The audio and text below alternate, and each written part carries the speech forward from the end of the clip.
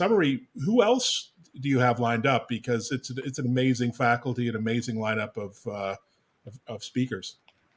Well, the theme is not just medicine, next med, but also health. And I think there's a new interest in not just doing the sick care model, kind of very intermittent data, very reactive, wait for someone to get sick and then try and cure them with often challenging approaches, but to even think about precision wellness. So we're going to have Leroy Hood joining us as our opening keynote on day one. Leroy Hood is kind of one of the fathers of sequencing. A lot of the genomic technologies came from his lab in mind out of Seattle. And he's now been opening up this idea of precision wellness or phenomics, kind of the ability to create your digital twin from your digital exhaust and your microbiome and your genome and start to help predict and push folks to wellness and health rather than wait for disease. So I think there's a bit of a through line for NextMed of how do we take these new forms of data, microbiome, genome, digitome, sociome, neurome, and put them together so we can really drive not just the sick care model, but the healthcare model. So that's one element. We'll have, as I mentioned earlier, Mike Snyder, chair of genetics at Stanford, doing some really interesting work blending wearable data. His lab showed that your Apple Watch can predict that you have COVID 2 days before you're symptomatic, but also now new work where they're taking just a drop of blood from essentially him every few hours and doing deep multiomics and really understanding what's happening with health and disease over time, as opposed to the small snapshots we have. We'll have folks looking at video games for the brain, companies like Deepwell Therapeutics. That's another sort of big challenge exacerbated by the pandemic. How do we think differently about mental health? Does it require psychedelics? Video gaming can be applied in that realm. Even digital therapeutics on the market. We'll have a theme and a session on digital health with Parisa Vatanka from Digital.Health, with folks like Dave Albert, the founder of AliveCore, who's taken the concept of an EKG on your phone case and now that to the point where they're getting billions of EKGs a day. So the faculty is really diverse. We'll have Ken Dykewell talking about the future of the age wave and the implications for our aging society. We'll have sessions on the future of diagnostics. Mary Lou Jepsen is going to join. She's doing some amazing work, shrinking basically an MRI type technology to something that you can wear.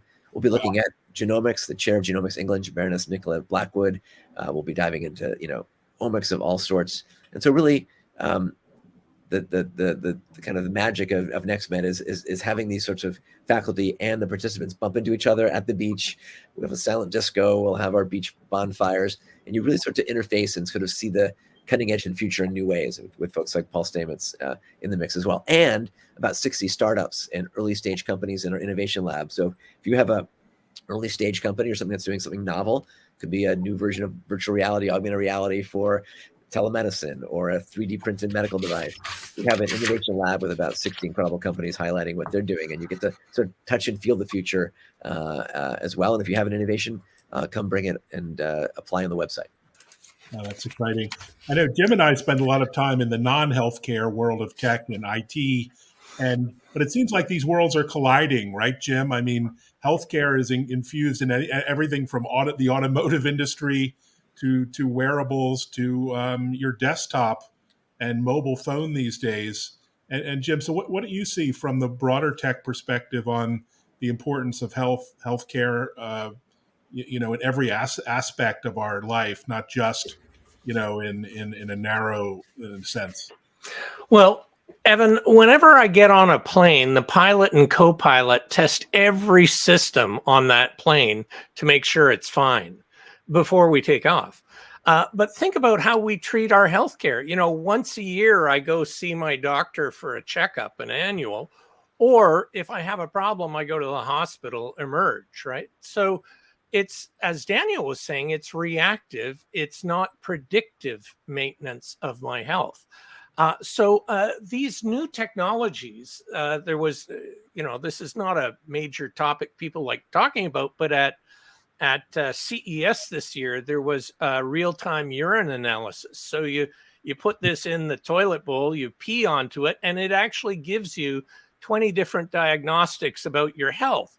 So how could I get to a point where with my Apple Watch, which has an ECG in it, a glucose blood monitor that sees through the skin to my veins, I could check dozens of different systems when I get up in the morning, just like an airplane pilot checks everything, so that I find out where do I get to stage 0, whether it's cancer or Alzheimer's, or, I want to get to stage 0. We're about to start having a problem and deal with it then, because in our healthcare system, more than 50% of all expenditure is in the last 6 months of our life. It's a very reactive model. I want to live well my entire life and then fall off a cliff, right? So how do we change this about? And this is one of the exciting things about NextMed. The other thing I'd want to say, Evan, is when Paul was finishing, he was talking about minorities and diversities of thought.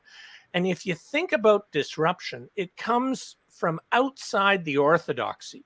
So what does, Elon Musk know about rockets? Well, absolutely nothing, but he's revolutionized SpaceX. And what did he know about the auto industry? Nothing, but he's revolutionized the electrification of the $10 trillion a year transportation market. If you study disruption over and over and over again, the disruption comes from outside the orthodoxy, because if you are an expert, you have come up through the system and it puts blinkers on you. And so we need to go to conferences like this that are going to challenge our perception, especially given in my jurisdiction, 40% of all provincial, or you'd say state, expenditure is on healthcare. It's humongous, trillions of dollars globally. How could we get better outcomes using this technology? And it's not just about the technology, it's about change management. It's about taking those blinkers off. It's about cultural change. It's about the reimbursement. I love Daniel always says, we don't practice evidence-based medicine, we practice reimbursement-based medicine. So we have to change the systems and structures. So it's not just about tech. It's about business models. It's about changing perception. It's about changing reimbursement models. So, it's a holistic approach that you're going to get at NextMed, and it's really exciting. Irma. Hi, I think it's important to note that at NextMed Health, there are people in the room who are part of the system, the decision makers, the physicians. So it's not just the conference talking about the pie in the sky ideas.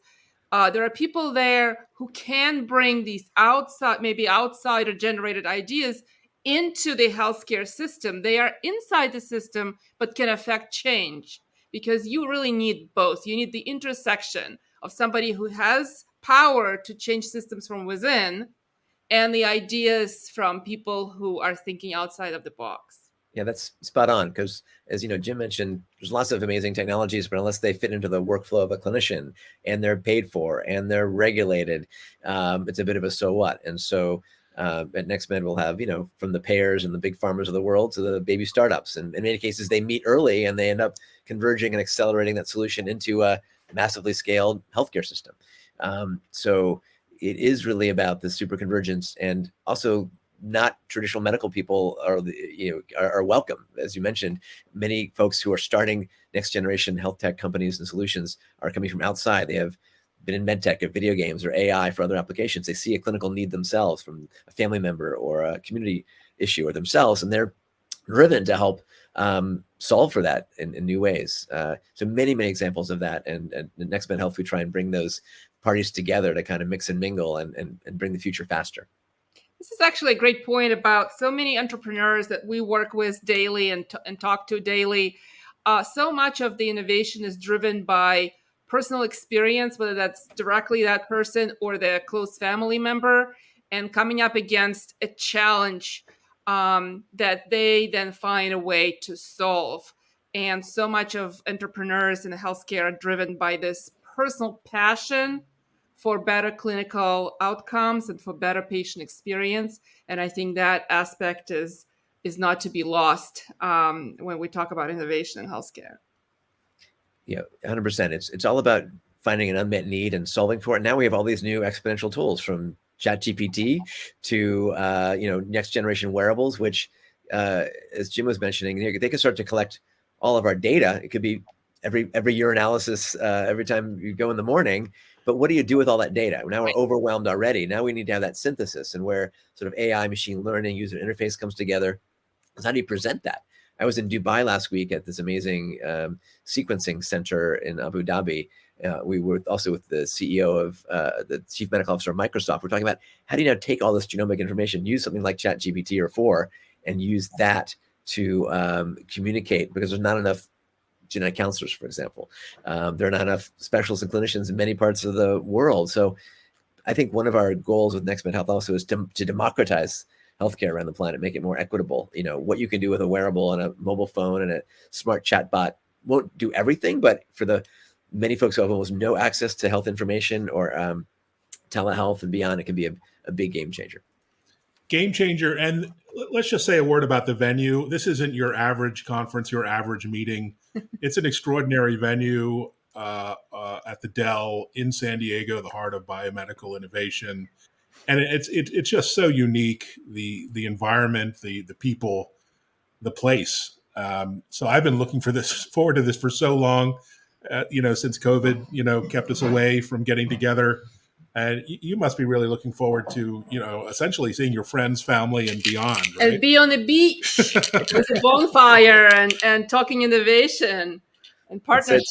It's a tribe, right? And a lot of, what's that quote? You want to go fast, go solo. You want to go far, go together. And health and medicine is such a challenge to it's often incremental. We want to make it a bit more exponential, but also bring the right people together to not just ideate, but to actualize. And what's now near next, and not just the what's new, but the how to. How do we learn from others? Well, Lucy Engelen from the Netherlands is bringing a great group of Dutch, to think about lessons. It's not like these technologies are so new anymore, but what are the lessons and bring them into reality? We'll have sessions, very forward-thinking pharmacists. How do you build the future pharmacy, which is blending physical and virtual, whether it's 3D printing medicines or enabling the pharmacist to leverage some of these new digital tools and workflows so that your digital exhaust can be captured and leveraged, whether it's managing hypertension, mental health, or public health. So lots of opportunity, and I'm excited to see you all there. I've never seen a Daniel Kraft keynote. That's worth the price of admission right there. That will totally, without any psilocybin, that'll blow your mind. And let's also not forget about our best friends, the animals. They're going to be veterinary advances also on display. Everything. It's amazing. Just it's like really, last year, yeah. It's just a tour de force. Well, we're up at the top of the hour, so thank you so much for joining. Thanks for participating and watching or rewatching.